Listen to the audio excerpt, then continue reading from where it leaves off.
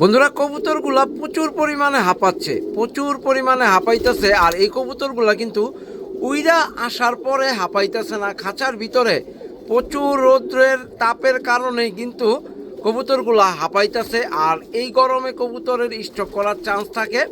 তো এই গরমে আপনি আপনার কবুতরের শরীরটারে ভিতর থেকে ঠান্ডা রাখার জন্য কিন্তু অবশ্যই ইলেকট্রোমিন স্লাইন, লাইসোবিট স্লাইন, যদি এই ধরনের স্লাইনগুলো না পান তাহলে চেষ্টা করবেন আপনার কবুতরগুলারে খাবার স্লাইন, আমরা যেই স্লাইনটা খাই, আমাদের যেই এসএমসির ওটস স্লাইনটাও কিন্তু আপনি আপনার কবুতরকে এই গরমে দিতে পারেন। প্লাস সিবিট, যেমন ট্যাং, সিবিট জাতীয় যেই ধরনের আমরা ড্রিঙ্কসগুলো পান করি, তো ওই ধরনের ট্যাং জাতীয়, ভিটামিন সি জাতীয় জিনিসগুলো কিন্তু আপনি আপনার কবুতরকে খাওয়াইতে পারেন। বিশেষ করে সবচেয়ে ভালো হবে লেবুর পানি।